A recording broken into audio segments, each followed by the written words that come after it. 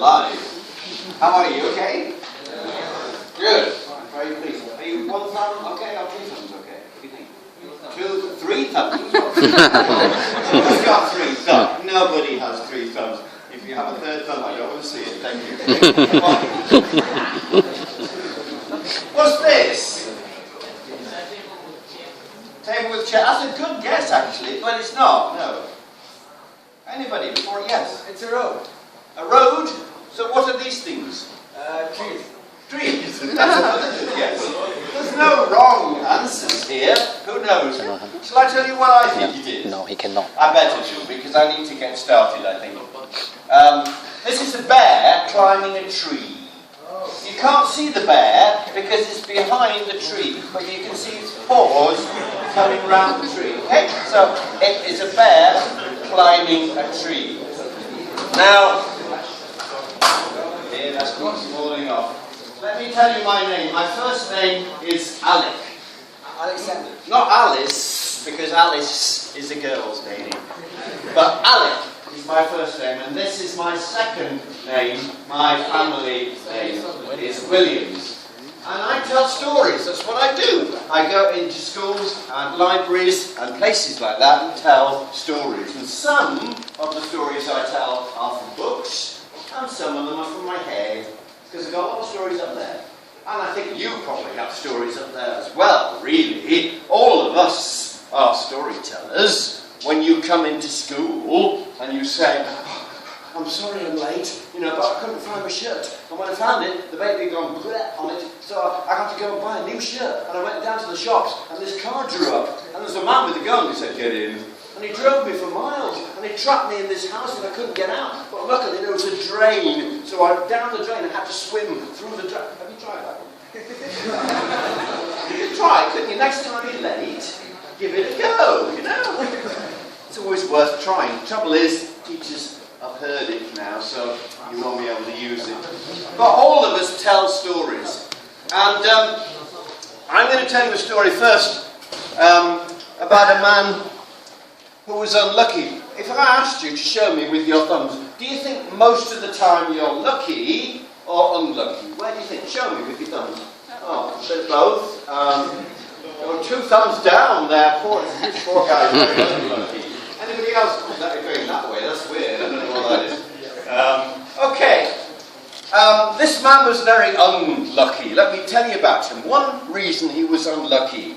Oh, I should say, by the way, that the man lived with his wife and with his mother in an old tumble-down cottage, an old house by the edge of a big forest, a big wood. And the first reason he was unlucky is because he had no money. Nothing in his pockets at all. He was broke. Hadn't got a penny. The second reason he was unlucky is because they had no food. They'd almost run out of food. They didn't know what they were going to eat even the next day. They were really hungry. The third reason he was unlucky is because the man and his wife, they wanted to have a son or a daughter, But it didn't happen. It wasn't to be. And he felt a bit unlucky because of that too.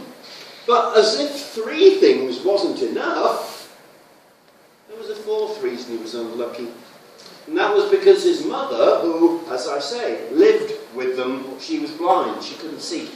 So with all that on his mind, the guy thought, well, maybe I could just get my gun and perhaps go into the forest, see if I can shoot a rabbit, something to eat. So he took his gun and he walked and he walked and he walked. And he went deeper and deeper and deeper into the forest. And then in a clearing, a bit like this, he saw something wonderful. Not your teachers. Even though they are wonderful. Something more wonderful even than your teachers. What he saw across the clearing, caught by one of its legs in a trap, was a bright white horse with a single horn in the middle of his foot. Yeah, unicorn. Do you get them in Qatar? I'm amazed. I don't see them. I want to move to Qatar. You have unicorns. I'm going to come here. He'd never seen one. He thought, wow, look at that. But as he was looking at the unicorn, suddenly, stomach started rumbling, because remember how hungry he is, you know? And he started thinking, well, you know, we're desperate. Unicorn stew, you know. So he raised his gun, he was going to shoot the unicorn. But then the unicorn turned to him and it spoke. And he said, don't shoot me. Spare my life. And if you spare my life, I'll give you one wish. And the guy thought, is this really happening? Must be, I can hear it. One wish, wow. Now, you look like a clever bunch of people, I think. And I bet some of you are sat there thinking, I know what I'm going to wish for first. You know what I wish for, me, right? Me. Wait, I wish for 3 more wishes. It won't do. It's going to be one wish.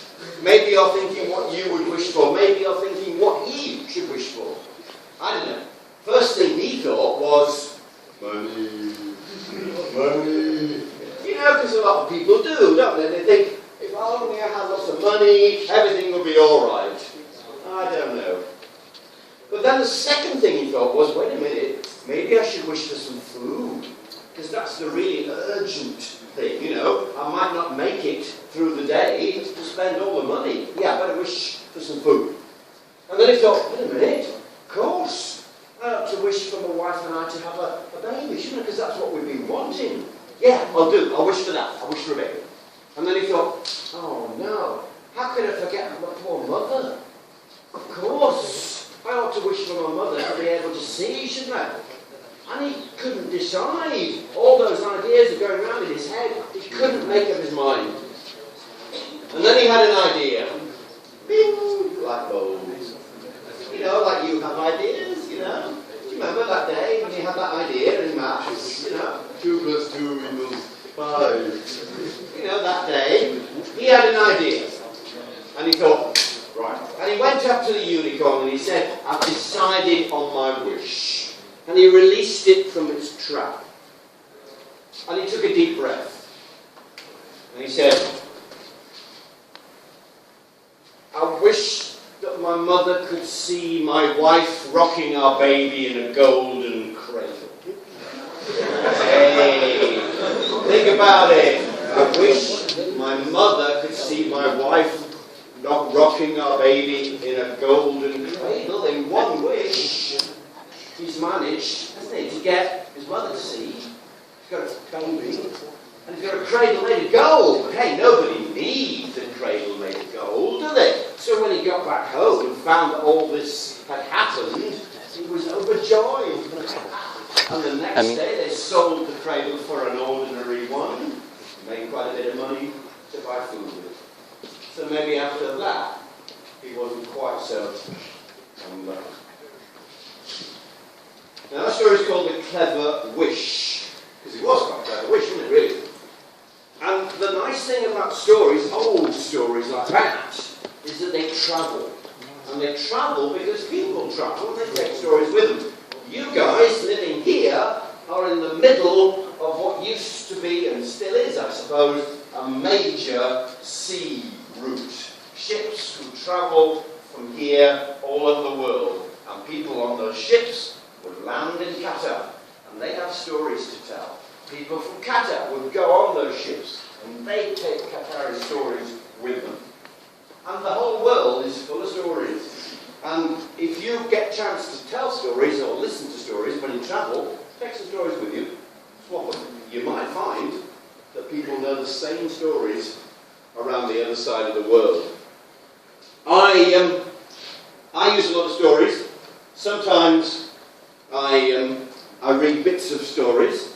I use picture books, by the way. Not all the time, but sometimes, you know, I use picture books even for older children. Maybe not so much you guys, but sometimes I'll use stories like this when I'm working with younger kids. And that sort of story is not, I mean, that's a story which is told in the Philippine Islands to everybody, you know? Children, parents, grandparents, everyone will sit round and listen. It's not a baby story, it happens to be about animals, really. I live in the north of England, not far from a place called Manchester. You may have heard of them. They play football a bit.